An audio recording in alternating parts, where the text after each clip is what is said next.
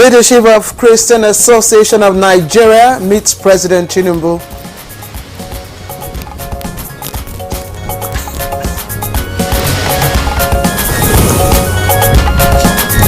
Plans underway to set up Nigerian Education Loan Fund to manage student loan scheme.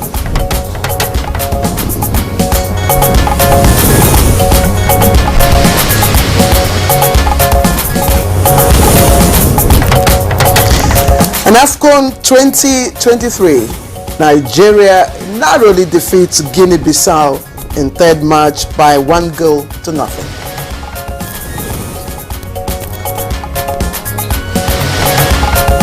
And on Good Morning Nigeria today, our focus is on checkmating the emerging abduction industry in Nigeria.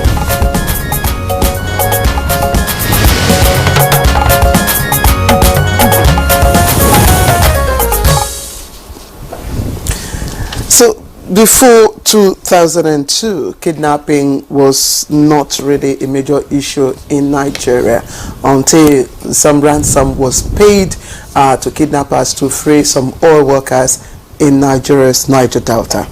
And you know, when you fast forward to 2009, Claire, when the insurgency began in the northeast, things came to a head in 2014 when 276 girls were kidnapped from a secondary school in Chibok, Borno State.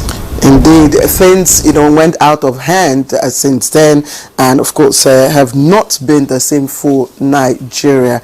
Now, kidnappers are all over the place in almost all parts of the country. Alas, Abuja has not also been spared, and lately kidnapping for ransom has now become a big business, unfortunately. Unfortunately, Claire, and the figures keep increasing, and families of victims are frantic under a lot of tension. They do all within their abilities to get these huge sums, but sometimes their loved ones never make it back home, like we witnessed in the recent incident on Buhari, a suburb of the FCT. Well, let's remind you of names like Chukwu Dume, Onwu Amadike, known as Evans, the notorious kidnapper, exposed the ostentatious lifestyles of kidnappers and how kidnapping has become a thriving business that is gradually growing into groups of cartels. Yes, different cartels from left, right, and center, and some Nigerians are asking if the penalties for kidnapping are grave enough to deter others from crime. They also want to know if security agents in the country are ready for this war against kidnappers. Enemies of the state, I call them. Enemies of the state, indeed. And Nigerians are now ever more concerned about the new surge in kidnapping in not just different parts of the country, but also here in Abuja, the federal capital city. Now, if you go by road, it's a frightening experience. Reports indicate that some kidnappers now disguise as military men or police officials, and we must tell you that things are no longer at ease. I mean, if we must borrow from that novel. Our attention today will be on this issue, and because of the great concerns it is raising amongst Nigerians, amongst Nigerians, and it seemed to have become a daily occurrence. There's no day you don't get to hear of one kidnap incident or the other within and outside the suburbs of the federal capital city. So when it comes close to your neighborhood, you feel the panic. It's frightening these days to even travel by night. Even drive within Abuja by night. So scary. Yes. Well, we hear some positive steps have been taken, and at least by the Minister of the FCT. We'll get to hear more about that later when we begin our conversation. But we have assembled a panel of discussants who will be joining us, of course, in the course of our production. For now, let me again warmly welcome all of you to Good Morning Nigeria. As we always say, Jumin and I, let's get high on Good Morning Nigeria. It's the good drink to start your early morning. I am Claire Adelabu Abdurrazak. And I am Jummai Yusuf. Thanks for joining us. We're transmitting live on the network service of the NTA. Don't forget, we have our complimentary segment, and we have Chooks the Boy coming in for the paper review. And business will also come your way. We'll take a peep into the world of sports and developments across the country and the world. But for now, let's begin the highlights of the day with the news with Zaret Dignu. Zaret, good morning. Good morning, Jummai and Claire. And here is the morning news. President Bola Tinubu says his administration will not relent in addressing corruption and other vices, as it is a sacred duty to ensure that the country is set right for the prosperity of all Nigerians. The president said this when he received the leadership of the Christian Association of Nigeria, CAN, at the State House. Found out is that the president is actually sensitive to all these challenges that we have. He is aware, and we see him making very positive steps even from the beginning of his administration by the way he has made the appointments so far. He has come with a great sense of inclusiveness, and Nigerians are having a sense of belonging. Now, the federal government is set to launch the Nigerian Education Loan Fund to operationalize students' loan scheme. Executive Secretary of the Student Loan Board, Akintunde Sawyer, stated this while briefing State House correspondents after meeting with President Bola Tinubu. The legislation provides for the establishment of the Nigerian Education Loan Fund, which will have the power to administer, supervise, coordinate and monitor the management of student loans in the country. The loan is expected to be sourced from the education tax. In desire to study and capacity to go further, it seeks to bridge that gap if the gap is one that is created by lack of finance, lack of funding. The intervention is required to impact on the lives of Nigerians who are willing to study but cannot afford education. Based on the provisions of the legislation, the fund is expected to receive and screen applications for students. The Rural Electrification Agency has been requested to supply the House of Representatives Committee on Public Accounts more documents detailing the utilization of an alleged estimate of 12.4 billion naira COVID-19 intervention funds. The agency sat before the Committee on Public Accounts investigating the utilization of the funds.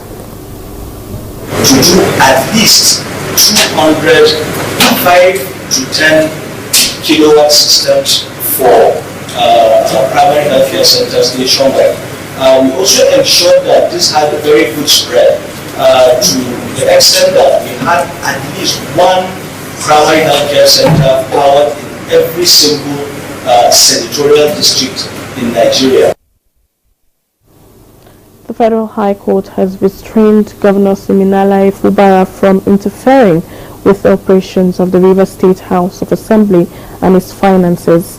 Justice James Omotosho gave the verdict in a suit filed by the erstwhile Speaker of the State Assembly, Martin Emaiwule.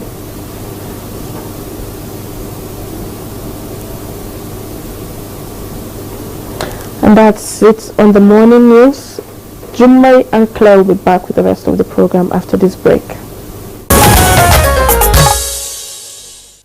If you're still with us, this is Good Morning Nigeria, and we're live in Abuja. NNPCL plans to pay royalties taxes from 3.3 billion Afrexim loan. When Vivia Ezedefe has more on these and others on Business News. The Nigerian National Petroleum Company Limited says it will prepay future royalties and taxes to the federal government from the $3.3 billion financing deal it got from African Export and Import Bank last year. NNPCL discloses this in a document titled Frequently Asked Questions, also known as Project Gazelle, released by its corporate communications. It explains that the loan will be used by the oil company to support the federal government in stabilizing Nigerians' exchange rates. The company also states that it adopts a lower price benchmark for the $3.3 billion crude for cash loan to reduce the risk of default and ensure financial stability. In another development, the Lekki Seaport has baited the largest container ship on Nigerian waters. Managing Director of the Nigerian Ports Authority, NPA, Mohammed Bello Koko, says the achievement validates the assurances given by the authority during the signing of the Presidential and Ministerial Performance Bond in December 2023. He commends the Ministry of Marine and Blue Economy for the consistent support and endorsement of the authority's initiatives and investments in employee upskilling and equipment renewal, which made the berthing of the vessel seamless. Now to trading on the floor of the exchange.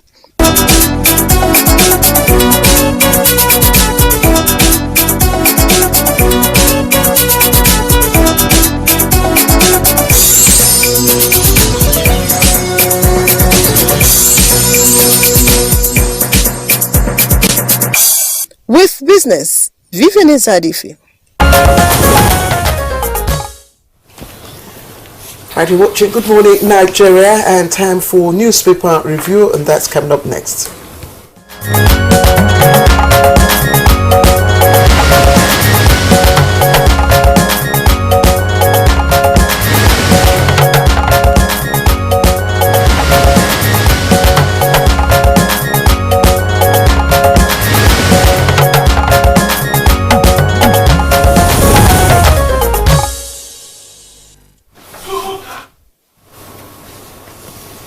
And our newspaper reviewer, Chukwudi Okolo-Gbaja, is here. Good morning, Chooks. Jumai. Naam. Good morning. Good morning. How are you doing? I take my time to pronounce that name properly. Yes. Those of us from the south make it Jumai. Jume. Jumai. You look different, Chukwudi. How do you? Claire. Good morning, ladies. It's time to review this. He's high on Good Morning Nigeria. Nobody should be allowed to go don't worry, I'll keep our secret. I don't like her trajectory. I'll keep our secret. She's a hot ball sometimes. You've got more papers. Go ahead. Let's quickly go to the papers. I have the leadership and the Nigerian pilots. Let me begin with the leadership and above the masthead.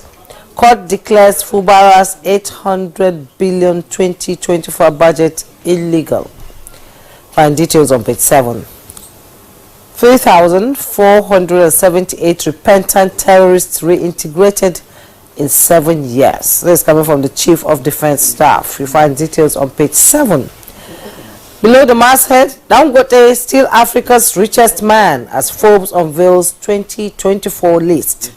With rider Otedola returns to ranking, named among continent's wealthiest. Northern senators to engage Tinubu over relocation of offices. It has been trending over the week, relocation of FAN and a part of the CBN. You want to know more about it, you go to page 7. Bandits in military uniform kidnap 30 in Katsina. Details on page 13. AFCON 2023, Nigeria advanced to, narrowly like Claire said, advanced to last 16. You find details on page 31. Kidnapping, FCT gets approval for tracking equipment. You find details on page 4. FRSC records 4% reduction in road crashes, death. Details on page 6. And the headlines in the leadership newspaper, Supreme Court verdict. Anxiety as sacked Plateau lawmakers vow to resume. With riders, lawyers warn, says it is a dangerous and lawless path to take. We will use all options to reclaim their mandate. That's coming from the People's Democratic Party. Let me go quickly to the Nigerian pilot. And some other stories I've read already. And let's go to 58 Northern senators kick against 28.7 trillion projections in 2024 budget. You find details on page 4. We know those behind banditry. Solid Mineral Minister reiterates earlier statement, insists powerful Nigerians behind banditry or other crimes. says criminals have access to heavy funding arms from sponsors. He also adds he has received threats since he first made the statement, but is undaunted. Reveals that based on intelligence reports, there is serious connivance along strata of society. PDP sacks 16 PDP lawmakers vow to resume legislative duties today. PDP sacked 16 PDP. Plateau sacked 16 PDP lawmakers vow to resume legislative studies today. I beg your pardon. You find details on page 11. At the bottom plate of the pilot, Senate will invite Nweke over insecurity in Abuja, says Ireti Kingibe. Military upscaling use of software in counter-insurgency operations. That's coming from the CDC. NSCDC receives communication gadgets to enhance surveillance. Tinubu approves emergency procurement for tracking equipment in Abuja. And road crashes declined to 10,617 deaths, reduced to 5,081 in 2023. That's coming from the road safety. And dump refuse indiscriminately, pay 200,000 naira fine. That's coming from the Kwara State government to residents. No more. The papers have security reports this morning. Yes. Okay. I have Daily Times, and almost all the stories we've just read are here also. Just to pick out one or two. We paid ransom to free Abuja kidnapped sisters, family members, and Enugu doctors to begin indefinite strike over shortage of personnel insecurity, and Ibadan explosion culprits will face justice. That's federal government. And federal government to finance student loan using education tax. And those are some of the stories. Others are have already been indicated by Jume from the pilot and the other paper, Chukwudi. In fact, right in front of the Daily Times, I didn't want to talk about that picture. It's you'll see the Super Eagles players, Ekon and Co jubilating. But let's begin with the major. Take your pick of the stories you want to review, Chooks. You have picked for me. So I'm going to peek at what you have picked for me. Now, first of all, Juma, who cast the headline that they advanced to last 16? That person is not guilty of factuality, one of our parameters, but he is guilty of inaccuracy. They crawled into the last 16.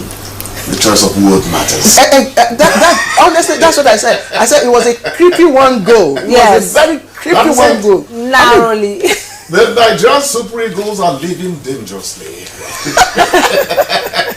That was even an own goal. I will not be part of this conversation. No. I know the Nobody said they are not doing their best. Is your constant but banner. they need Exactly. to up their game. Exactly. They need to up their game. Choose the boy. If we all agree, that in football, what matters is how many goals, go behind the goalkeeper. Whether you slip acknowledge the beauty of Arsenal football. Hold on. Whether you slip into the net or crawl into the net or whatever, it is the final. It's a goal. So the Eagles are, they say slow and steady wins the race. Tick. Hopefully they will steadily win the race. But honestly, the 3-4-3 pattern was not it. Yeah, it wasn't. Was it the pattern really? Well, so what was because our wings? What was the problem? We had a very weak wing in the first match. What was the problem? It was used. Yes. Look. I think somebody was making a joke of how we should prepare for football. He said, let's take a break for 10 years. Prepare properly. And go the way of West. No, we have to go back to the way West Ham did his. We have to go to the grassroots. Start picking up talents. There are so many talents out there, but there's so much politics in football. Actually, there will be no room to talk about it. But there's so much politics in football. We have talents who can make this team. Do you know what? I didn't even watch it. I was just when I go to this social media. Yes, when I see the comments, I will now tune in I will see that I go back to Equatorial Guinea. You know, that was a match. Yes. Cabo Verde and Egypt, that was a match. Was a match. I mean, that was the match. but for heaven's sake, how did Ghana lose it? I didn't watch Ghana's match. And I like the Cape Verde's story. Yeah. You know, we say there are no little people in football anymore. No. Even if a nation is 5 million, as long as they can make up 22 players, and they are serious about It's the training passion. them. It's the heart. Anyway, I think enough of football. Yes, Let's it's the move on. heart. There is a much The more. students loaned by government, Yes. the explanation on how it should, the loans should be accessed, I think is important for us to mention. First of all, let us again commend the federal government for this initiative. Nigerian students do really need, a leg up. They need support. Accessing it, they say, is going to be seamless, and there won't be any human touch, contact. That is what I'm interested in, because for you to fight vice in society, one of the things you start doing is to institutionalize process. Yes. Very important. There was this Tanzanian who was my second when we taught at an academy. He's a Voice of America top-notch. He told me that in Tanzania, for instance, you don't write your name on the exam answer sheet. It's a number. It's just a number. Yes, So nobody gets to know whether you're from Chukwudi's Hamlet. And they now want to make Isenuku people the best, even if they don't deserve it, I'm not saying white people at all. But the point I'm making is that if you institutionalize process, Yes. transparency becomes a natural phenomenon. Implementation becomes easy too. I think in some institutions, I like this. in some tertiary institutions these days, in your answer sheet, you're only required to put your matriculation number. Yes. Oh, okay, we've started it. Yes. Yes. Okay. Matriculation number. It's just that we haven't made it a national. But you must sign in and out of Yes. the sheet that you were present. Yes. Yes. But on your answer sheet, it's just your a number. matriculation number. But Chukwudi, let us look at this incident, this issue in Enugu. Doctors going on indefinite strike over shortage of personnel and insecurity. And I'm just wondering what is happening, across the country in terms of brain drain, happening within the health sector and insecurity here and there. How long will this strike last? It's not how long. And the impact. It's not how long it's going to last. That is the first tragedy. The first tragedy is that it's happening at all. Because you can't afford it, given the slim numbers that are on the premises of hospitals across the country now. I begin to sound like a broken record if I talk about what I heard at a big hospital, a very big Nigerian hospital, perhaps the biggest. A nurse said, "I like your passion, I like what you feel for us, but as you see me here, I am doing the job of 4 people. Yes. Nurses particularly are leaving, even Yes. doctors. Not just doctors. You understand? A lot of So, nurses are leaving. the good thing is that the president, just about 2-3 weeks ago, mentioned that support is really going to go into the health sector to help arrest the trend. How quickly we move to that level is very important. Beautiful. The other Very one, important. yes. The other one is important. the other one is the development in Abuja, and I think I read that the minister of the FCT, Yesowike, held a press meeting yesterday to intimate journalists with what is happening, and again, let's applaud the federal government for approving, the purchase of a very vital machine that helps me tell people that the phone belongs to Ali, Yes. and that we're talking about within very narrow radius of where it is done. Not this thing is coming from the southern part of Abuja, and they begin to comb looking for a needle in a haystack, and they begin to ask, how come we are just getting that kind of equipment? The manufacturers or the people selling it, they went to sleep or something, or decided to barricade us from the shop. Do you know the former minister of I thought the minister Pantami? Pantami Yes. raised a concern about why the NIN and SIM card leakages are not being used. So that raised, a lot of concern, and people were wondering, so what is the use of all of this, the data that we are gathering? You cannot use it. You cannot sleepwalk when it concerns security. Yes. Maybe you could do a little of that in football, but security is security. You understand? There you go again. No, I'm not going anywhere. You see, you mischievous journalists, you have a way of connecting events. We need. This country needs to take this issue of insecurity seriously. More proactive. There's a saying in Hausa. Say it in Hausa first, please. Give us the local flavor, please. You should be watching the fire before the pap boils over. When you put groundnut, you watch it with spoon so that it won't pour over. You understand? You should boil over. Yes, we need to do that. It's not just talking. Look, this talk has been going on for more than 20-something years. It talked. Many lives can be saved in this country if attitude shifts a little. Yes. It was a shock to me when to read part of what Yesuike talked about, the fact that even the security agents do not have motorbikes to navigate those areas, exactly. And that when there is need, they run back to the office of the NSA or to the police headquarters. So there's going to be a command and control center in Abuja. You might not like it when the minister of the FCT engages a few theatricals. Yes. We must commend him for this proactive attitude. And also the president for listening. The $1 million question is, where are the CCTV that were installed in Abuja? How much was spent? What happened to them? We'll get to talk about that when the conversation begins. You're watching Good Morning Nigeria on the network service of the NTA. We'll take a break. When we return, our conversation on the resurgence of kidnapping in Nigeria will commence. Don't go away. Welcome back. You're watching Good Morning Nigeria. Now, before we begin today's conversation, let's take a background report by Ibrahim and Hamidu.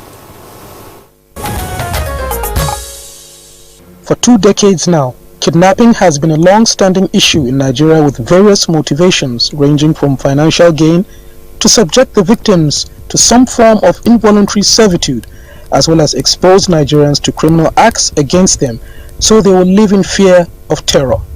However, the recent upsurge in these incidents has been characterized by an unprecedented scale and audacity, raising concerns about the capacity of security agents to respond. The root cause and motives behind these kidnappings in Nigeria, according to some criminologists, can be attributed to a confluence of factors, including widespread poverty, socio-economic disparities, inadequate law enforcement capacity, and proliferation of armed groups. Additionally, political and ethnic tensions in certain regions have exacerbated the situation, creating an environment conducive to criminal activities as they feed on HAP's insecurity architecture. The impact of these rampant kidnappings extend beyond the immediate victims and their families. It has instilled fear and insecurity in communities, disrupted economic activities, and eroded public trust in the ability of security agents to ensure safety and security. Furthermore, the negative publicity resulting from these incidents has hampered investment and economic development efforts. However, the Nigerian government has taken various measures to address the issue, including the deployment of security forces, legislative reforms, and the establishment of anti-kidnapping task forces. However, the efficacy of these efforts remains a subject of debate, as the number of reported kidnappings continues to escalate. The ugly trend and resurgence of kidnappings in Nigeria poses a formidable challenge that demands a multifaceted approach encompassing political, socio-economic, and security dimensions. Security specialists across the nation concur that this crisis will require concerted efforts from all stakeholders, including government agencies, law enforcement, and the civil society. They say only through a comprehensive and collaborative strategy Nigeria can hope to effectively combat the scourge of kidnappings and restore a sense of security and stability for its citizens. Guests on Good Morning Nigeria will delve into the situational analysis of this crisis which threatens the stability of Nigeria, as well as discuss potential solutions to this growing scourge threatening the Nigerian people by criminal en passant rule.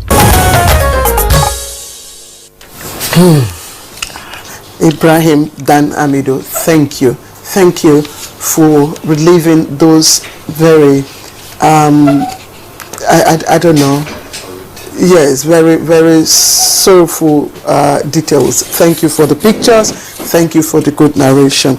Now, to begin our conversation on resurgence of kidnapping here in Nigeria, and most importantly in the FCT, we'd like to introduce our guest for this morning, Dr. Kabiru Adamu, Security Risk Management expert. He's always, always handy, always obliging us when we call upon him. Thank you very much, Dr. Kabiru. Good morning. We also have here with us Professor Femi Olufumilade.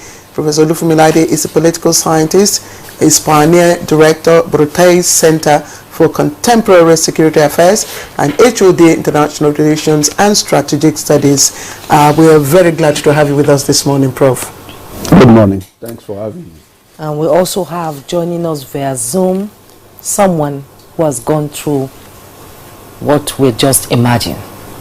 She is Mariam Abubakar Bobo, Civil and Water Resources Engineer, Beauty and Wellness Advocate, and a kidnapped victim. You're welcome to Good Morning Nigeria, Mariam. Good morning, Nigeria.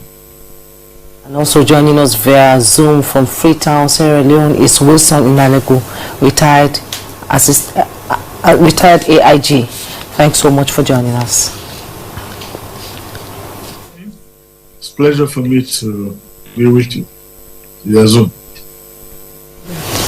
Well, I don't know who to begin with. I think you should begin with Mariam. Yes, Mariam. Let me begin with you this morning. You've seen the reports, you've seen the visuals. I'm sure it must bring some memories which are not good, which are not palatable. You've gone through this yourself for months. You've been held captive with your husband and your children and with other people also. Let's have your experience of what happened, how it happened, and the experience you had when you were with these kidnappers.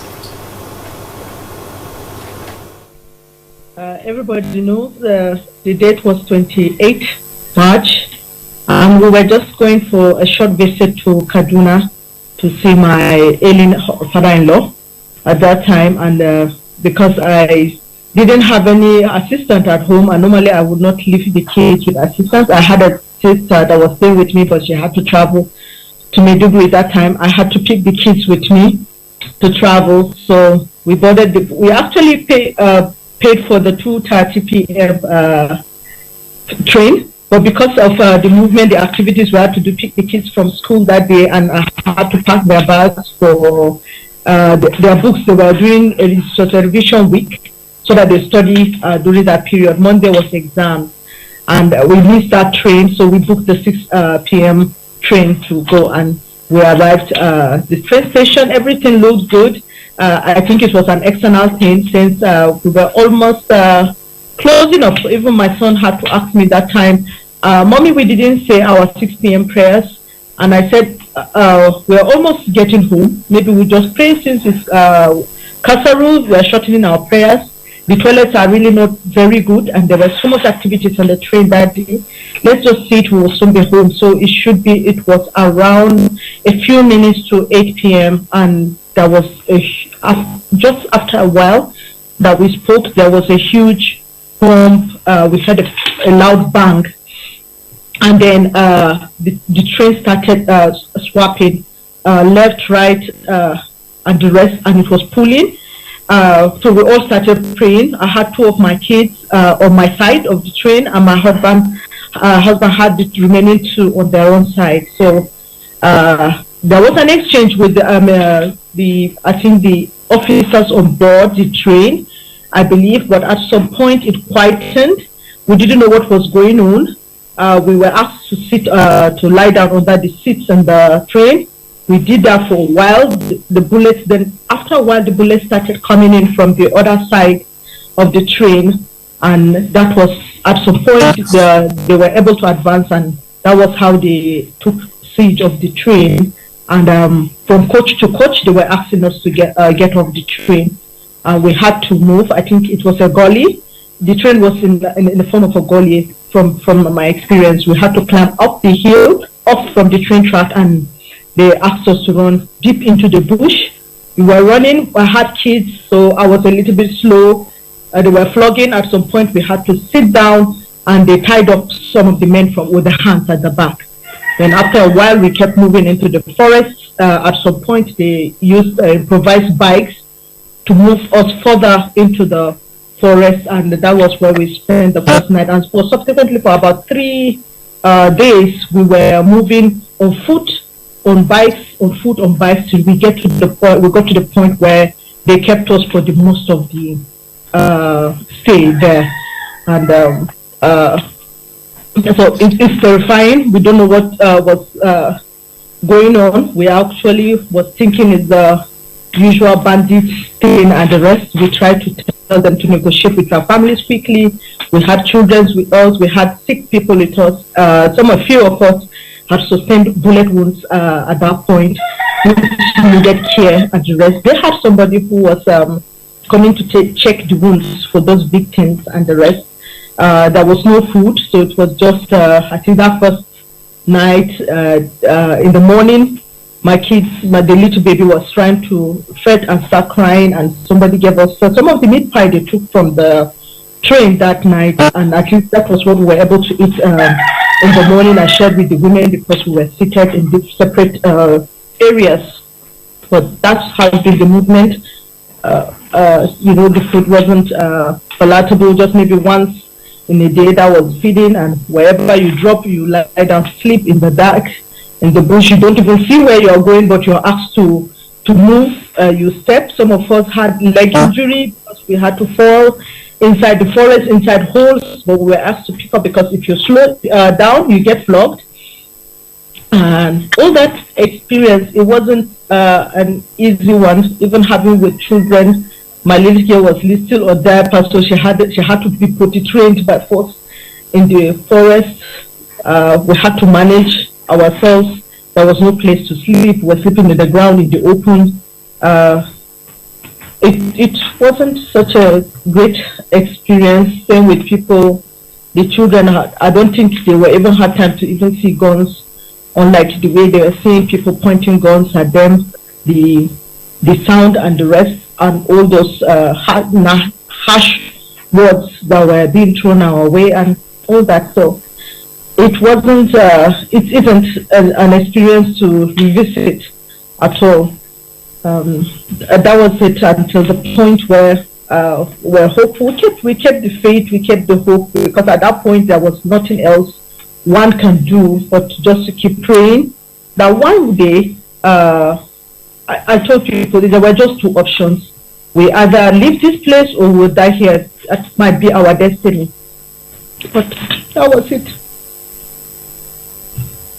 We really are very, very sorry that you and your family, had to go through. I'm just emotional myself, and but we also thank God that you and your family are alive, to share this harrowing experience, and we really, really are very sorry. But I don't know if you certainly were not blindfolded, so you could, have a glimpse of, the identity, the nature, the kind of people, because a raft of reasons have been adduced why people, go into this kidnapping business. Some say poverty and all that. Do they really look as if they're hungry? Do they look hungry?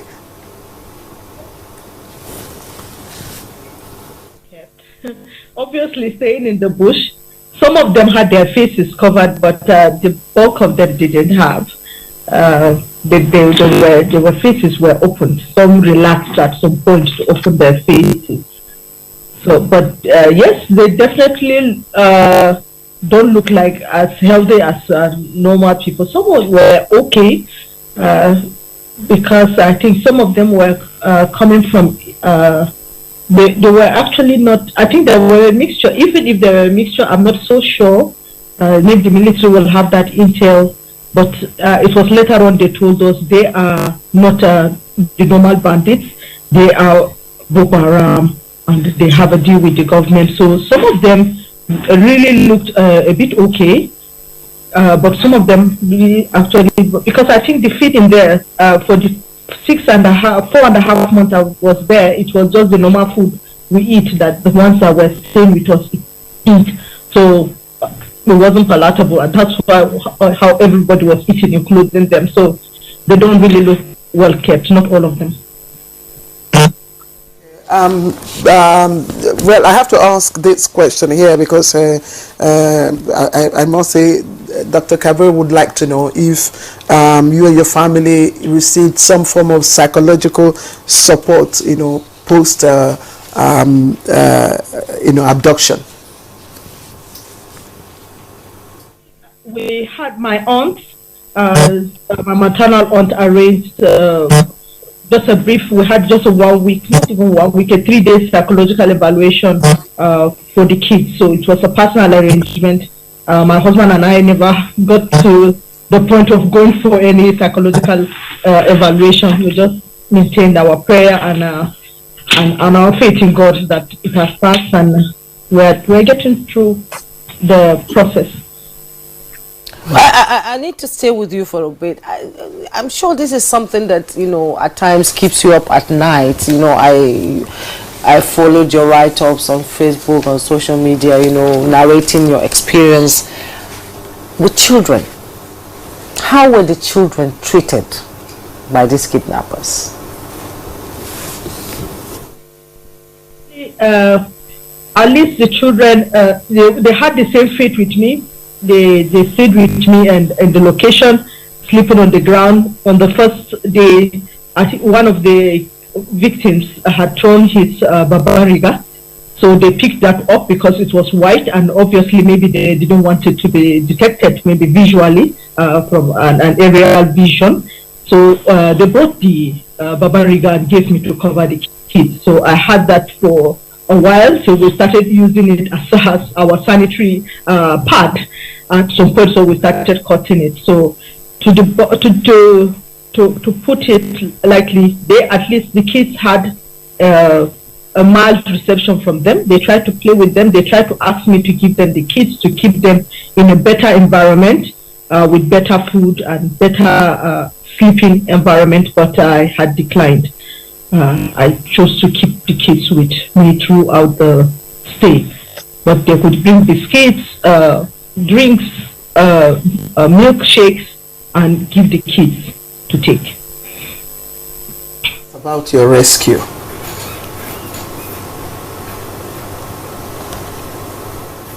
Mariama, please share with us your rescue experience.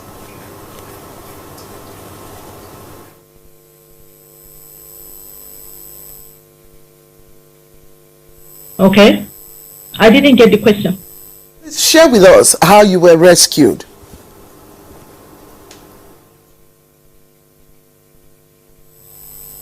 Okay,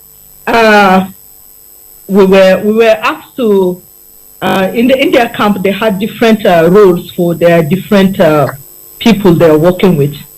So one day on the 9th, actually. Maybe most people didn't know, we were released on the 9th. We were asked to leave the camp where we were staying on the 9th. He just came to announce.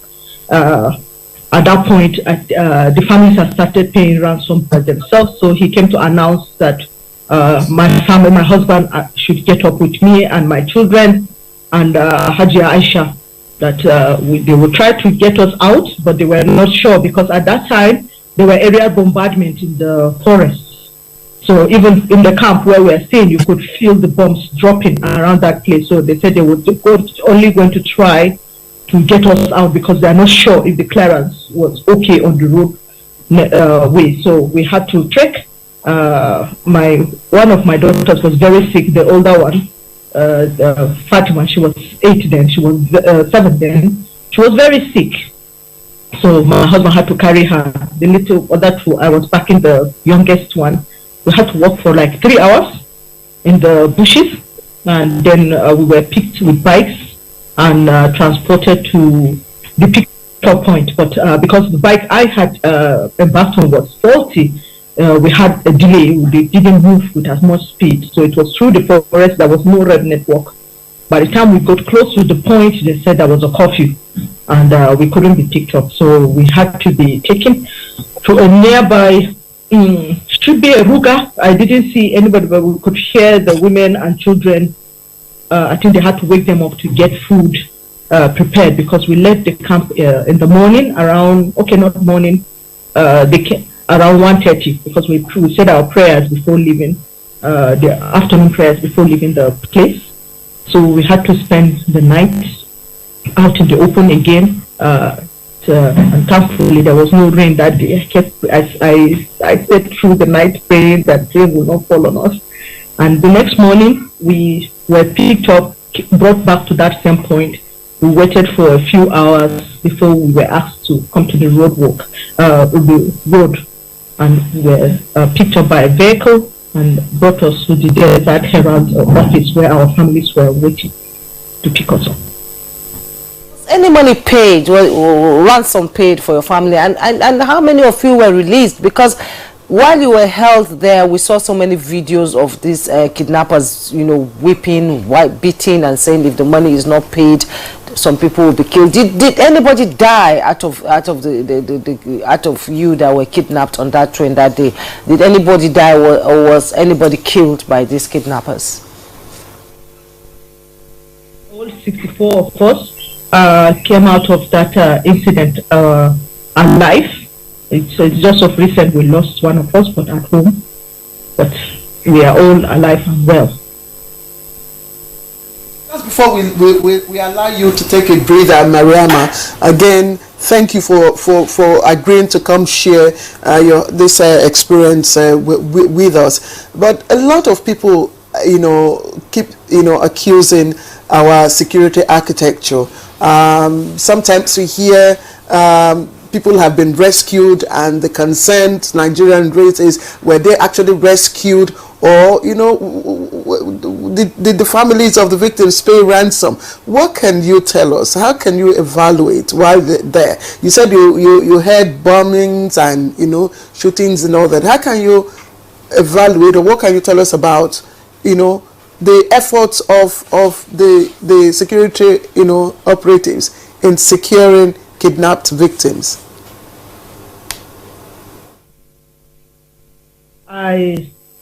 Personally, for me, I didn't see them visible in my own release from captivity.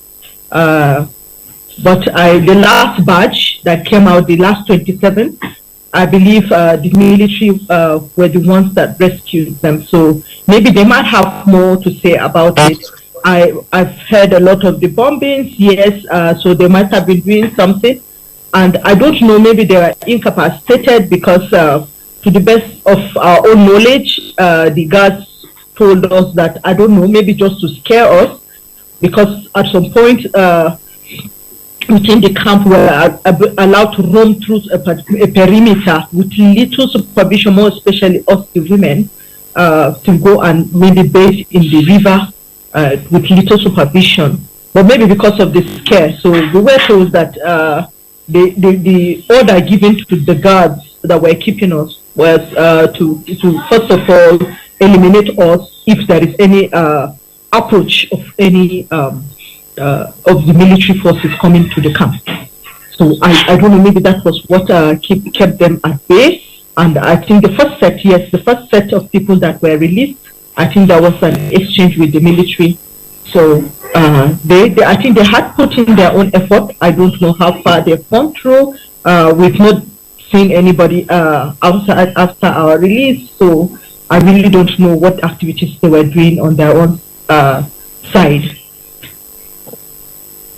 Mariam, we'll pause you here. We'll return to you in the course of the conversation. We'll have to return to the studio where our guests are seated, and we'll also have a guest joining us via Zoom from Sierra Leone.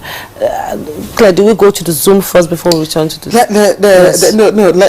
Let's start with the security experts. First, I don't know, Dr. Kabir Adamu, you've listened to Mariama, and, from your analysis, because a lot of talk, is going on about the capacity of, of our security, agents and operatives, especially with what is happening in Abuja. And people tend to say, look, it's beyond, the security operatives. What is happening is poverty, is poverty, is poverty.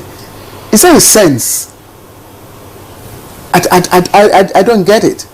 Because you listen to Mariama, those who kidnapped them didn't look hungry. First off, let me join in sympathizing with all the victims. Actually, Mariam just shared with us her experience, a harrowing experience for a family to be subjected to what they were subjected. And I think as a nation, all we can do is thank God that she's alive and her family is alive to among share the ones that are alive. Their experiences. But Mariam and her family are just one out of thousands of Nigerians. My consultancy documents incidents, security incidents, and we know, for instance, that last year alone, almost about 5,000 Nigerians were abducted. We also know that as at 18th of this month, 63 residents of the Federal Capital Territory have been abducted, just in a space of 18 days, from the 1st to the 18th of January 2024. We also know that between November and December, there was a 168% increase in abduction incidents in FCT Abuja. Now, even to a primary school kid, 168 is cause for concern. In other words, if the security system that we had in place was not one that is not adequately conscious of incidents and trends like that, perhaps we would have taken more proactive measures to prevent the current de-escalation or escalation that we have within us at the moment. And I say this with all sense of responsibility. As a patriotic Nigerian, which I hope I am, I'm concerned that an institution as respectable as The Economist has written on this matter to suggest that our security agencies are not handling this matter in an effective manner. Until date, I haven't seen any credible response by any institution in government addressing that article. You are a security risk management expert, and I'm wondering, have you ever been approached for expert consultations, expert advice, expert input by government? Yes. Because you're all over the place on CNN, on Al Jazeera, on BBC. For some reasons, I would say beyond being approached, there is a need for the president recommended, and this was probably in June when he went to deliver his speech in Jaji, I think at the graduation ceremony. If I quote the president very well, he advocated the harnessing of our national powers. All the elements of our national powers. If we are going to solve this challenge, we have to harness our national powers. And those elements include us, you and I. Now, in 2019, we were promised a paradigm shift, that our former approach, the state-centric approach to security, will now become a human-centric approach to security. In other words, the paradigm that security will be approached from will be human-centered. And that means respect for every citizen. I'm laying a foundation. You asked me if I've been approached. The answer is I've offered. In certain instances, discussions have been held, but unfortunately, and I would not mention the particular organization, I was not only disappointed, but I was let down.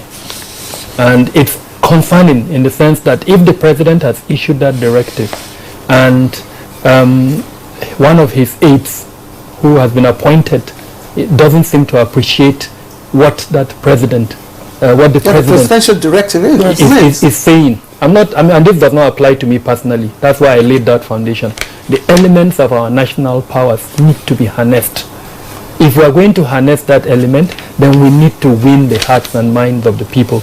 Okay, you're not yes, to the people. Oh. You know, you had Dr. Kabiru saying that the president said we must harness all elements, you know, of our national power, and that includes all of us here, all Nigerians, and community itself should be engaged in this security, you know, situation, because non-kinetic solutions have to come into it. You had Mariam saying that when they were brought back because they had a problem with one of the bikes, they stopped at a Ruga. That means a settlement, and they could hear women and children and then preparing food for them.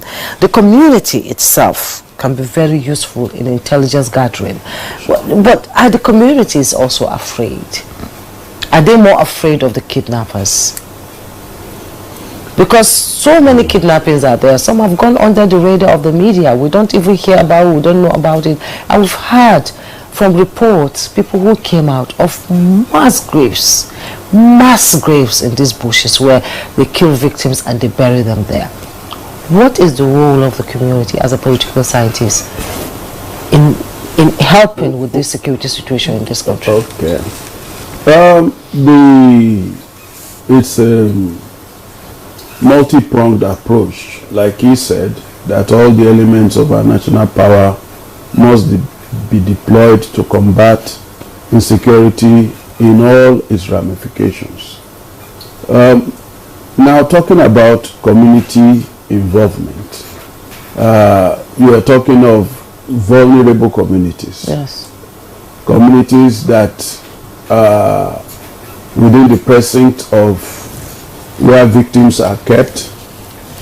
The best they can do is for security agents to comb the bushes and recruit informants in all those communities. But remember what happened to an informant, a farmer who happened to be an informant to Nigerian security in the precinct of the Nnamdi Azikiwe International Airport. They had projected that terrorists might want to overrun the airport, and to forestall that, they recruited some human intelligence agents, and this person was very useful in forestalling a particular attack. But what happened to him? After he had given the information that he cited some, criminals, heavily armed, moving towards the runway, and those the criminals were apprehended. They later went for the man and got him killed. So nobody will know whether his family had been compensated. Before you start talking about even communities, what about the security agents themselves? A police officer gave me a ride from the Nnamdi Azikiwe Airport to my residence in Abuja here last week, Thursday. And we had a lively conversation. He said it normally grieves his heart when people start talking down on policemen. They are corrupt, they are this, they are that. Am I not aware that for them to be able to go on patrol, they have to task themselves initially to put fuel in the patrol van and then later sustain it through the gestures of good Nigerians who give them what we call bribe on the highway, that if they don't collect, they will not be able to, buy fuel for those vehicles and will not be able to even repair them. That is why when I go to you go to some police stations, you see some broken down vehicles there. Am I aware that he buys his own uniform for himself? He told me of an operation they went for in a police helicopter, whereby the pilot of that helicopter was fired at. The helicopter was targeted from the ground level by the criminals they were mounting surveillance on, and he received a bullet to his buttocks. It broke through the base of the helicopter. He said, would I believe that that man had to take care of that? He managed to get the helicopter to a safe landing, and thereafter his entire that it was like his lap had been shattered into pieces, that he spent weeks upon weeks treating himself, that nobody came to his rescue. So if that is the lot of those who are bearing arms that we rely on to protect us, what do you expect of the communities you are talking about? I recall a gory video that I will always regret I watched that video. A woman was picked up by Boko Haram. They went right inside somewhere in Maiduguri to pick her up, because some other people had told them that she was the one who gave this information and so on about them, because they also come to town to buy food, yes, like any other person. And they got her. They slaughtered her like a ram. She was my friend, Margaret. Oh. She was my friend. Okay. And she was even mentally, she had mental issues. She had to drop out of the university, she just roams around Maiduguri, at times they pick her, take her to the, yes, she's my friend, Margaret. She was the first person to be slaughtered in Borno when the Boko Haram soldiers began. I could not recover from that footage for weeks. And she was telling them that she doesn't know anything, and they say she was saying it. And they were boys from their area. Boys she used to, give small things to. Her family used to give. So you understand. But so that was a gory video. A very gory video. Yes. I even wrote an academic article on it. Yes. Adding others. I call it horrible videos. Yes. So the point is, yes, community involvement. There are more, the type of community involvement I have been advocating for lately. I've had a string of interviews between Friday and now on TVC, on Arise News and the rest. There is what is called community or civil mobilization. Civil mobilization in a place like Israel entails when the regular security forces are incapable of handling a security challenge, and it appears they are being overwhelmed. There are those they call reservists. They are people who have been trained in the use of arms, who are security personnel, but they are in civil stations. They will be called in to come and beef up the numbers. In our own case, we don't have that kind of arrangement. But there are vulnerable communities in Zamfara, in Niger State, in Taraba, in Borno. We know those areas that these criminals easily prey on. My advocacy as a short-term measure to the president of Nigeria is, don't wait for any long-term solution anymore. The template I want him to consider is already well known, and that is the civilian JTF template in Borno State. The Nigerian army themselves created that civilian JTF. And why? They realized that they didn't have the numbers to handle these insurgents and terrorists and other and the terrain too. And they don't know the terrain better than these people. So that after dislodging Boko Haram and they are being recalled to another theater, the people themselves can offer some resistance to further attacks. And while they are doing that, they can then call for the regular security people to come and help them.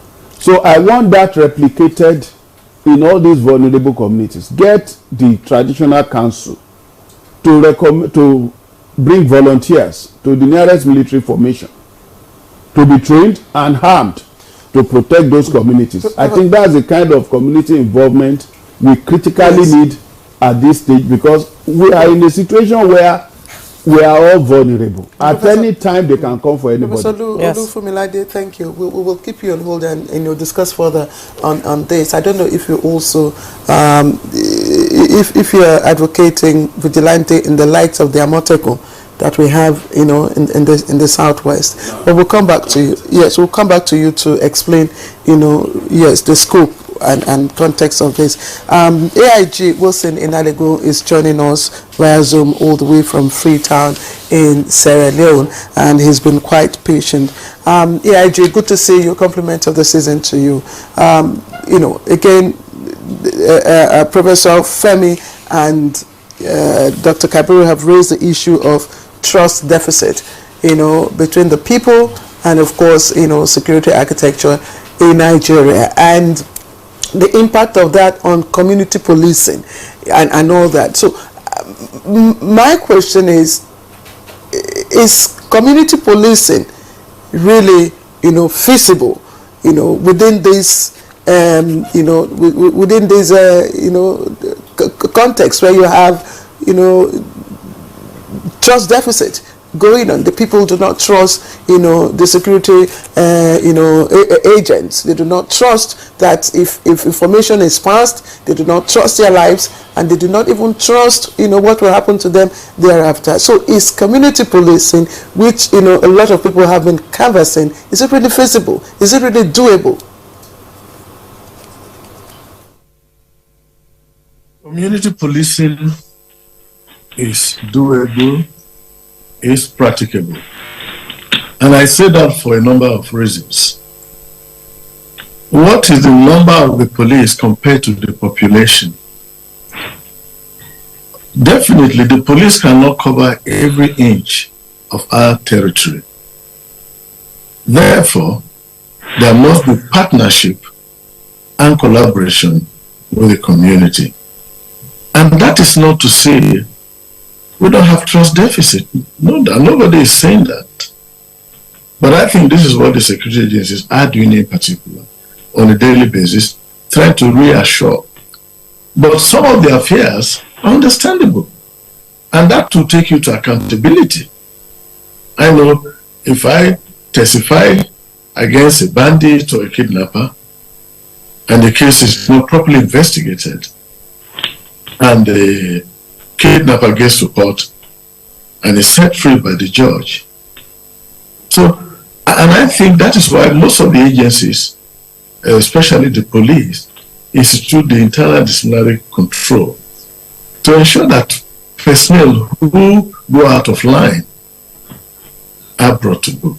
And I think that's why they have public complaints lines to get the public that, look, we need your support. Your support is what is going to bring crime down. All the guns on the way, all the patrol vehicles from Abuja to Kaduna, it's not the solution. The solution, one, is the people. Secondly, is collaboration and partnership among security agencies. That coming together of the security sector being one.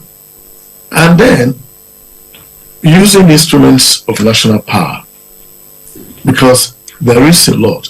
So when you are talking about community policing, it is workable. But sometimes there are allegations that if you talk to officers or some of the officers are part of it, the community can also inform on police officers they think are not reliable.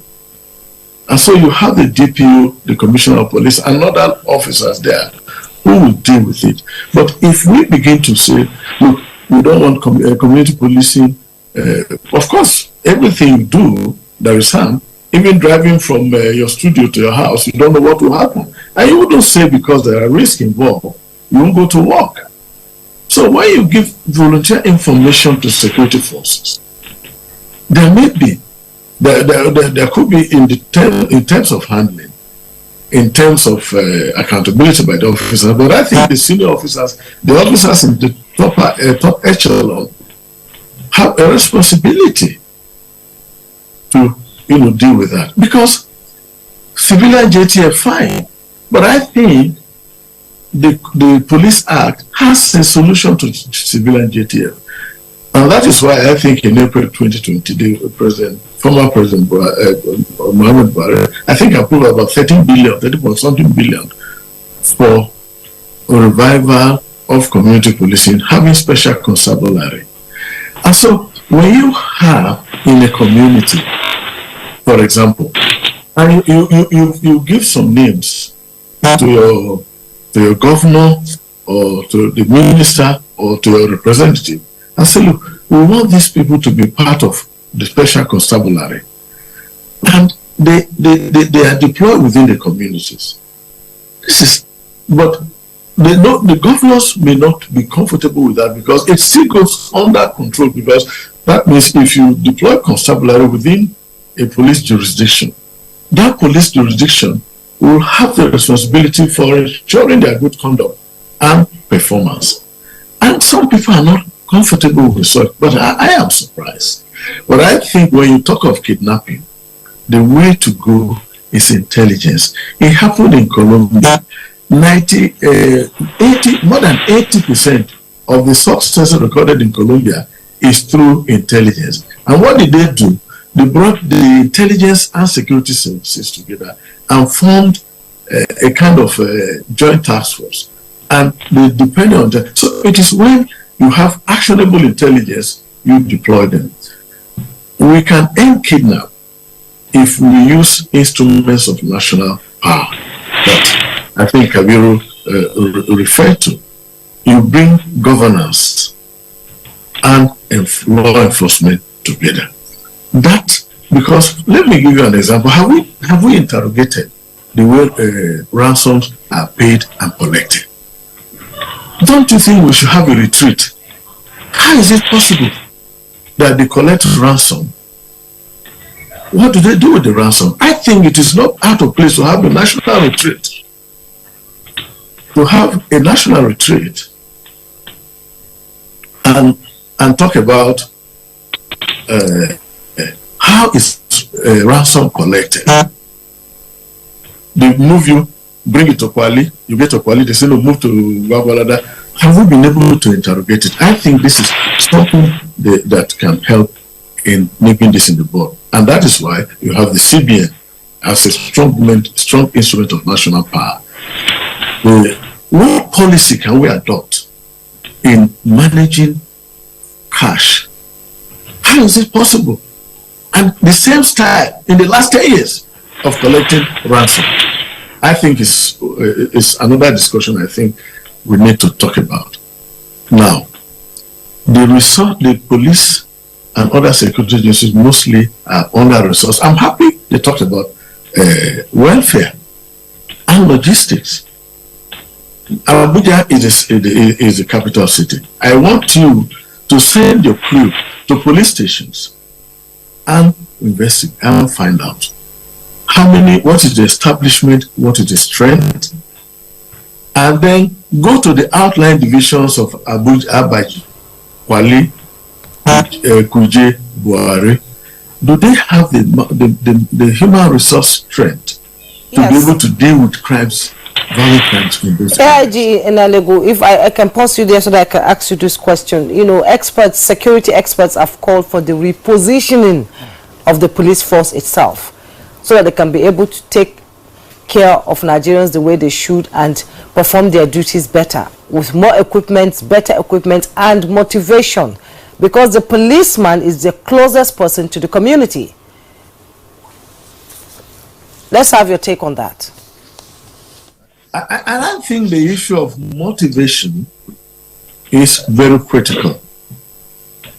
When officers are sent on duty, some of them don't have, like now, this is Hamatan. How many of them have official pullovers?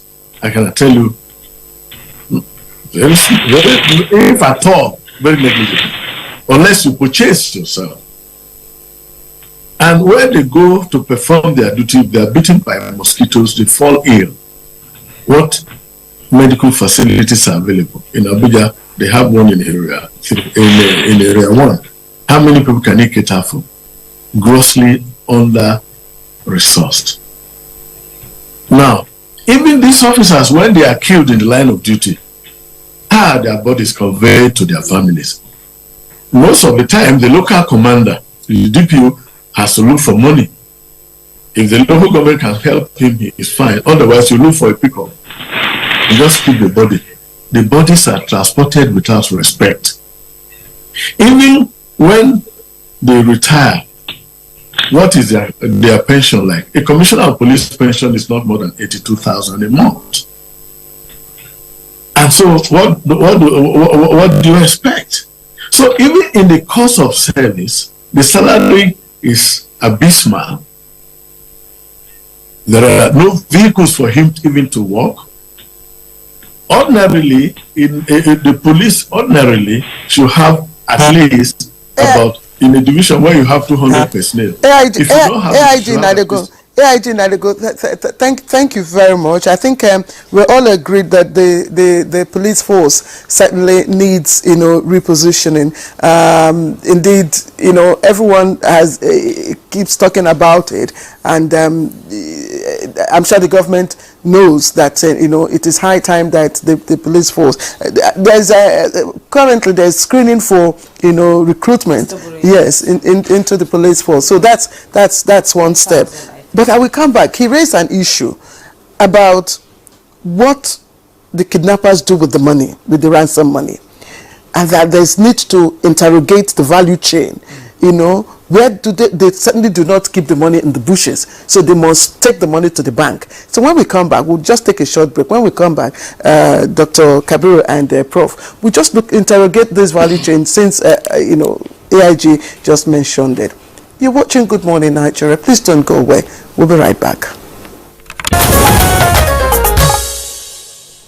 Right, welcome back. If you've just joined us, you're watching Good Morning Nigeria live on the network service. Let's begin to look at probably short-term measures of how we can at least reduce, the spate of kidnappings in different parts of the country. And just before we went on break, AIG Nadego, talked about the need to interrogate the value chain of the kidnapping, business, so to speak. And I said, Dr. Kabiru, let us also investigate, how obviously these people don't keep the money in the bushes. This money, it probably kept in the banks, it's invested into something, it's used to do one or the other. I mean, how can the banks, what role should the banks be playing? And let's interrogate this value chain. How do they invest it? What did they use this money for? Thank you very much, Claire. But before then, quickly, I would like to mention that I have a totally different view from my co-discussant regarding the police. I believe that the police needs to look inwards and correct itself, because I am aware that there is a lot of money within the police, and that money, for all intents and purposes, is not going to the police. That's number one. So they need to block leakages. So you can't rule out corruption here. Exactly. All the monies that they're generating, let them harness it. If they harness that money, I mean, think about it. If you say it's not going to the police, yeah. How do you mean? So police the police, Nigerian police force carries out certain responsibilities. Banks, as an example, all the banks in Nigeria have deployments of police, and monies are being paid for each personnel that is deployed in the range of the list 70,000 and above for each personnel. And then oil companies, several other organizations also have that. Now where is that money going to? Then there are several other functions that they do that money is paid for. If you engage the police, you have a public event, you pay money. Where is that money going to? So again, with all sense of responsibility, we need to block those leakages. I think there is enough money in the system to fund the activities of the police. Then let's not forget, because let's tell ourselves the truth, Police Trust Fund was established. That Police Trust Fund, a certain percentage of the revenue accruing to Nigeria goes to that trust fund. So to address three issues: welfare, training, and equipment within the police. Which other organization in the country has that? And then the Police Service Commission. I am advocating that for each of the security sector organizations, we need an ombudsman. The police already has an ombudsman in this area of the Police Service Commission. But why is it that we're still hearing the kind of complaints? Somebody is shot and he wasn't taken care of. What is PSC doing? So that's my point. The police needs to look inward. If I'm hearing from a retired AIG that the police commissioner is earning about 20-something thousand. 80-something thousand in retirement monthly. I mean, why? You are hurting yourself. You need to address those issues with all of these institutions that I've mentioned. You can help yourself. Nobody needs to help you because the money is there. And I stand to be challenged. All of these things I've mentioned, which bank in Nigeria does not have deployment of police? Which oil company does not have? Which construction company? And engage them. You are a journalist. They pay money, huge sums of money for these services. So I thought I should clarify that the police needs to look inward. Let, with due respect to the IG, let him look at himself in the mirror and address these issues. If he leaves this legacy, Nigeria will never forget him. So back to your question, the issue of payment of ransom, if we can address that, then I believe we would have taken the incentive away from abduction. If they can't get the ransom, then believe me, naturally abduction will just fiddle away. Because we saw what happened during the Naira policy when there was no money, there was a lull in kidnapping all across the country. Yeah, but you see again, the laws are there. As far as I know, the cashless policy, as of today, is meant to be implemented. So I am of the view that it's not that we don't lack policies. We have policies. Inaliku was specific. He said, let us interrogate how this money is used, where it is invested. The point I'm making is we know. We don't need to interrogate it. We're practitioners. We know what is happening. We just need to enforce it. It's as simple as that. There are enough provisions within our law that have allowed us to know. I am a practitioner. I support family members. The case of Mariama, I supported some of the victims of that incident. I know how monies were generated. I know how monies were paid. As at today, there are at least 2 incidents that we're supporting. So we know. We don't need any studies. We know. My point is, let us enforce our existing laws. So the regulators, yes. Because each of the sectors have regulators. The ones that are implementing those laws, then the ones that are overseeing them. And then if we even lift them, the National Assembly has an oversight function for all of these issues. We know that we've got enough laws. It's just for us to implement those laws. And I'm advocating seriously that we need to embrace monitoring and evaluation within our security sector. Let us start developing key performance indicators that we can use in measuring players within that sector. Abduction, I just gave you incidents for abduction. I would want a situation where at the next discussion between, let's say, the players, and I'm hoping that the National Security Council will even sit, where they would review in critical terms to say, okay, as at June, when the president assumed office, this was the number of abductions in the country. Now, as at the time the NSC sits, this is the number of abductions. And we know who is responsible for what. If you look at their constitutional mandate, we know who is who. Then start apportioning blames and start consequence management. If the persons are not living up to expectation, for God's sake, Betta Edu was removed from office. Yes. Why? Because there was an infraction. The same thing should be applied to... More than even, because this is human life. Yes. Hearing Mariam's experience, tears almost came out to my eyes. Now, who was held accountable for that incident? Yeah, that's why they said this problem cannot be solved in the siloed action. There must be a multi-dimensional approach. You know, it is essential to solve this problem. Mr. Femi, Professor Femi, we just heard that President Bola Ahmed Tinubu has, release funds to acquire high-tech digital tracking device for FCT and environs. When we talk about multi-dimensional approach to the fight against this kidnapping, resurgence of kidnapping, what areas do you think should come in here? Because we've heard of CCTV in Abuja before. We don't know what happened to it. Billions were spent on that, and right now, if you can come into Abuja, into the center of Abuja, and pick people, what happens to people who are not within the Federal Capital Territory? Okay. My reaction to this information that the president has just approved money for procurement of security gadgets for Abuja is that it should be holistic. Okay. In as much as the president has the police, the DSS, and every other security formation, including the military, under his authority and control, he should make the same provision for every square inch of Nigeria. Because if you make Abuja and its environs difficult for these people to operate in, they will move to other places. That is the only logical thing that we follow. Therefore, if you are deploying new security equipment to protect the FCT, deploy same simultaneously to all states of the Federation. But what the greatest thing that I think President Tinubu should do, that if that is all he's able to achieve in his 4 years in office, posterity will remember him in very golden light, is to work towards the decentralization of our internal security apparatus. We are over 200 million and we are highly diverse.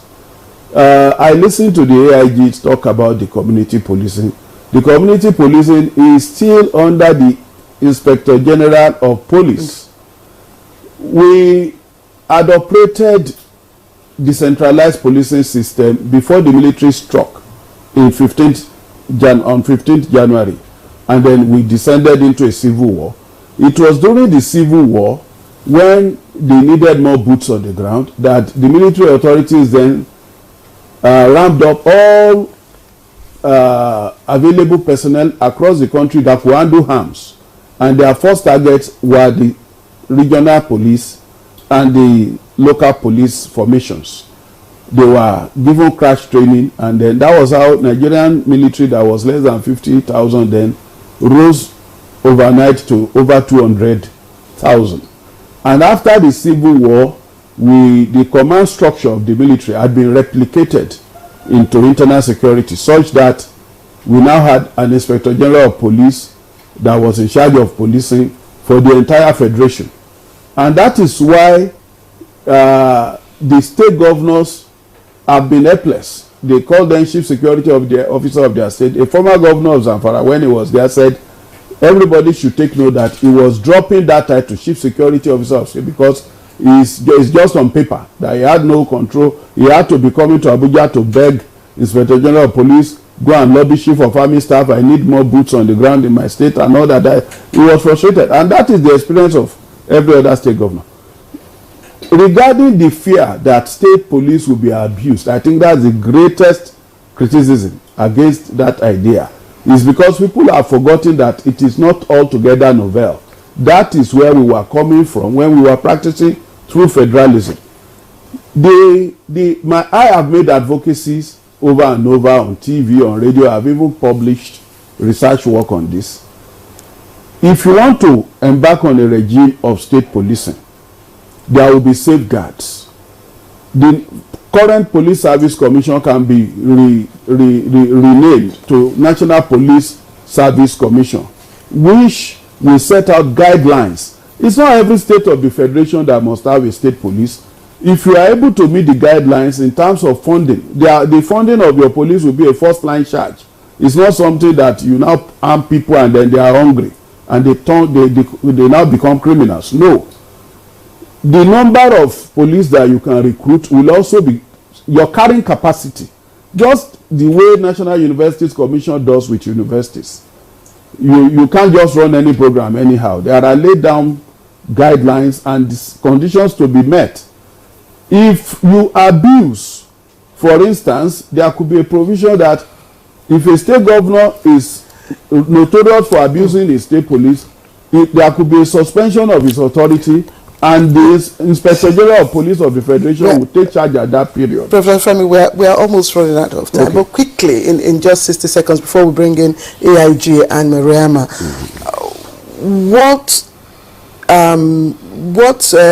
I'm just trying to phrase it now. You were talking about state police. Yes, it is good, but state police without, tools, state police without necessary the requisite equipment, how will the state police be able to curb or address the issue of kidnapping? That is what I'm saying, that there will be guidelines in terms of your capacity to fund it, in terms of training, etc. And there will be different shades of state police. If, for instance, you are talking of Zamfara, their own type of state police could be forest guards, because most of the attacks and breach of security they are experiencing there is usually carried out from the forest around them. If you are talking of a state like Bayelsa or Rivers, where most of the people terrorizing the communities come from the creeks, your focus could be on marine police. So, and it's better to have a small size police that is highly mobile, that is well equipped, that can be easily deployed, than to have a motley crowd of policemen that don't even have functional rivals. Okay. So, and it's not going to be compulsory that every state must have state police. Canada is a federation of 7 provinces. Yes. 6 have provincial police, 1 does not have. They are okay with the federal police machinery. So okay, that so is optional. So that the blame will not just be on the head of President Bola Tinubu for insecurity. People will start looking at their own police and be held their own governors and hold them accountable. Okay. On that note, we need to bring in AIG Inalego now into the conversation. If you're still there, people there have been calls for a reliable and unique ID cards, using high tech, that our BVN national ID card will be on it and we'll be able to trace, and even our bank details will be on the identity card. And people say it's going to cost a lot of money, but it will still bring down the rate of crime and criminality in Nigeria. And talking about the high tech that President Tinubu has proposed now, the police need to be equipped, fully equipped. Look at proliferation of small arms. That's how these insurgents and kidnappers get their weapons from. But if the police are fully equipped, well taken care of, right now we're seeing them doing enough, but not enough. We'll have a formidable police force that can fight criminality in this country. What do you think the government should they look into that unique identity card that can be traceable?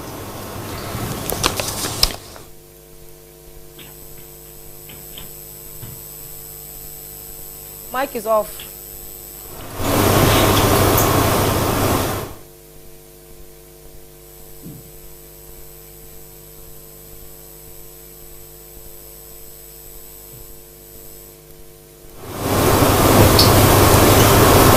You can speak. Okay.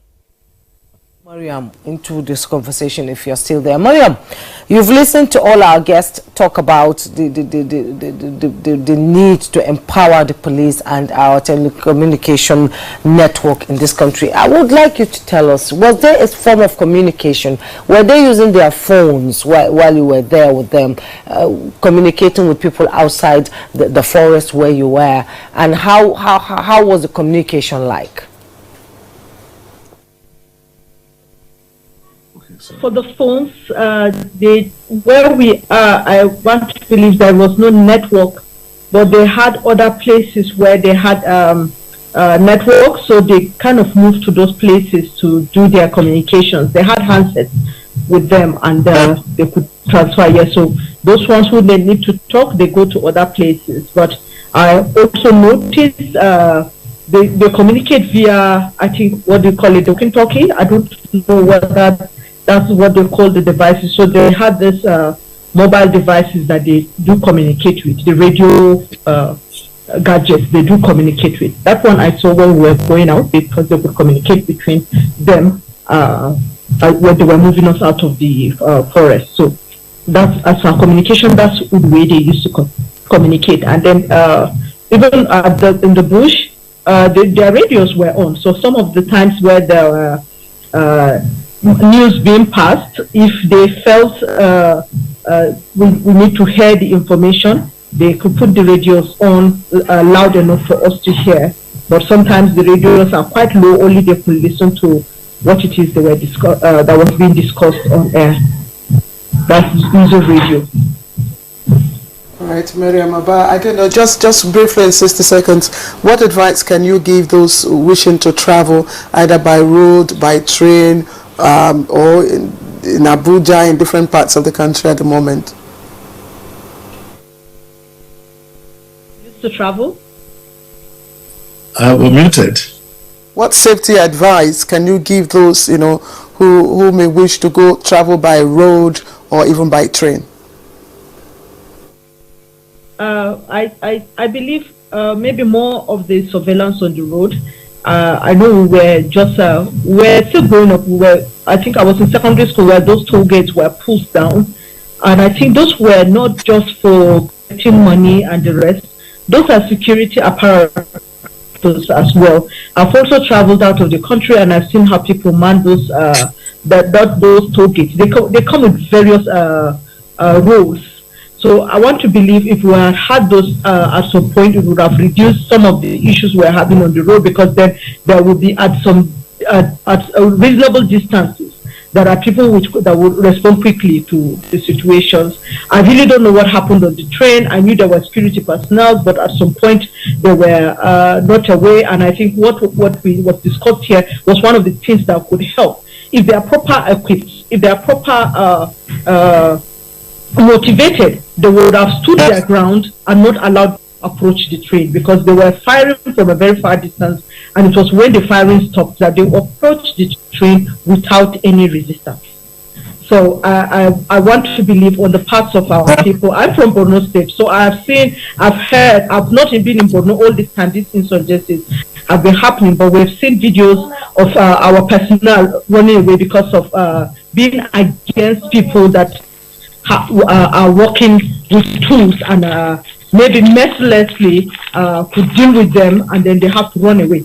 We've had those instances, and if we could work on that and get them to stand their guard. I know it's not easy. I'm a civilian, so I would not understand, and I know they're making an ultimate sacrifice protecting people. But hey, we agreed for those rules. Those who are daring enough should be the ones put in that spaces, so that I think they could do the jobs when it can be done. A lot of people, if the people that are supposed to protect us are running away, what could we do?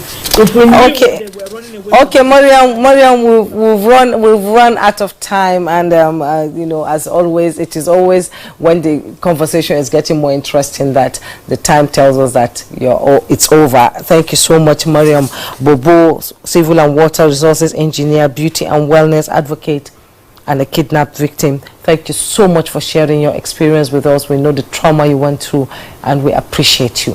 Thank you so much.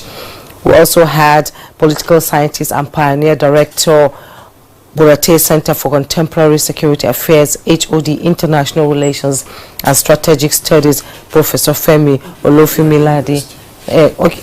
At Bunedium University. So thank you so much for your contribution to the conversation. Our regular here also, Dr. Kabir Adamu, Security Risk Management Expert. We appreciate you and thank you for coming, waking up in the morning. And also we were joined by AIG Wilson Inalegu. He joined us from Sierra Leone. Thank you so much. I'm so sorry that your audio problem, stopped us from getting to two critical issues. But it's all right. Thank you so much. And now that's Good Morning Nigeria. Claire, a very interesting conversation we've had this morning, and a lot of discoveries and a lot of solutions to it, and I hope the government is listening to what the experts have talked about. I am Jumbo Yusuf. Join us tomorrow for another edition. And I'm Claire Adilabu Abdurrazak. See you tomorrow. Bye-bye.